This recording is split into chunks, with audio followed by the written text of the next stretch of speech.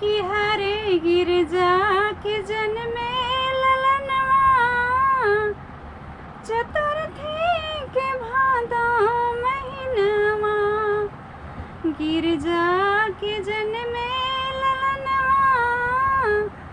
चतुर्थी के भादो महीनवा भादो महीनवा हो भादो महीनवा कि पूरा होई